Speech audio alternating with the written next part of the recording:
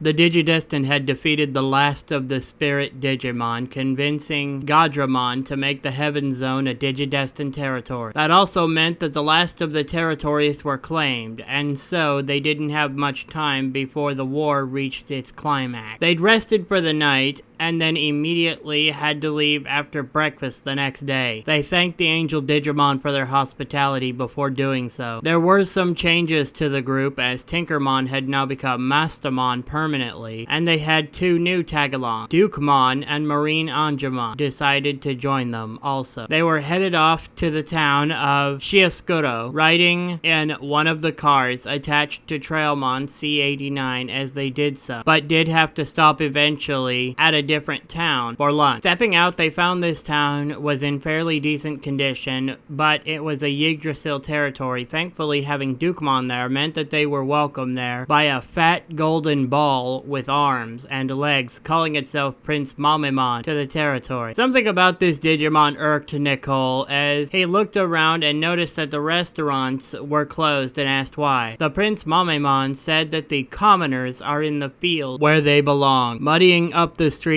with their filth simply wouldn't do. This pissed off Nicole and the others, as Dukemon spoke, saying that this is supposed to be a Yggdrasil territory. They don't do that sort of thing. A ball with a blaster on one hand and claw on the other walked over, hearing the commotion, and asked if everything was alright. The supposed Prince Mamemon told the other one that everything was fine while calling them Metal Mamemon. He'd had a mightier than thou attitude, saying that as a member of the royal family, they decide what is right and wrong, and that the knights serve him. Dukemon would be wise to remember that. Wrong answer. Dukemon, without hesitation, charged energy in his lance before striking the false prince with it, calling out, "Royal Saber!" as he did so, vaporizing the fat golden ball in an instant, while saying that he only served justice, and they would all be well to remember that. Metal Mamemon got angry at this and called for more Metal Mamemon to come and fight them as they heard the sound of something approaching. The group turned their heads towards the sound and see that it's Beelzebubmon with Beelstarmon. They blasted at the Metal Mamemon that were attacking the group, so at least they were on their side for now. Dukemon demanded to know what they were doing there, and Beelzebubmon told them not to get their cape in a twist. They were sent to join the group to find out what really happened to start the war. Marine Anjumon and Kulamon put up barriers around the Digimon that weren't fighting, while Kat, Nicole, Lucas, and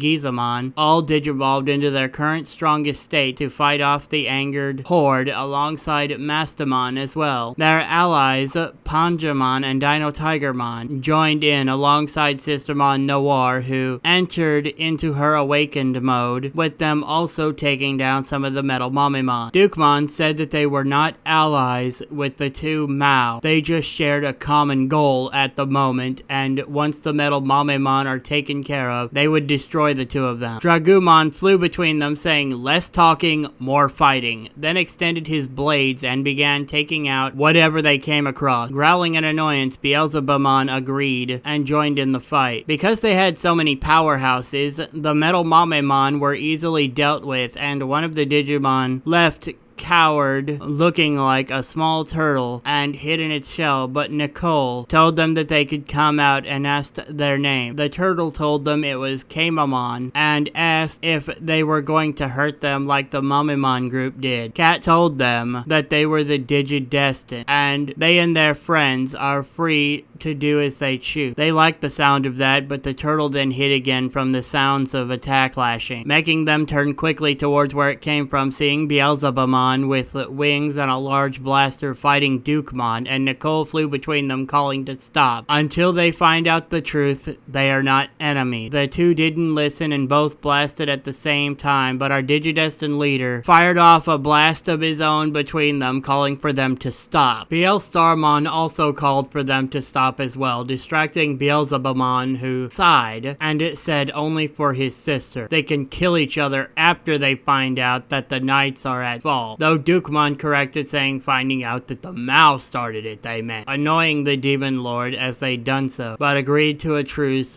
for now as they relaxed and landed on the ground. Nicole said they'd go to the next town over for supply. They wouldn't take from those that had barely anything at all. The Demon Lord of Gluttony agreed to this, and the Royal Knight did so as well, saying that for once they agree with the Mao on something, and off they went, going again. They then left to go to the next town over to see about finding something to eat, with the two Mao group affiliate riding beside Trailmon on Behemoth and Machmon instead of being in the car with Dukemon. They'd agreed to a truce until they found out the truth, but after that it would be open season, and they didn't want to be near them if they didn't have to. Trailmon C89 was talking to Nicole, who was actually riding atop their head, asking if it was a good idea to let them go along with them, to which our leader said if they can get these two to get along, then perhaps they can forge an alliance between them, or at the very least get the treaty reinstated so that they don't have to keep doing like they did in the village with the Mamimon group. The train said they sure hope they know what they were doing, to which Nicole said so did he, watching the group behind them in the car and beside it on their bike, sighing as he did so. He asked how long until the next town, and C89 told him that the next town over would be their destination actually of Chioscuro. It's just up ahead. ETA? About an hour maybe 2 at the most.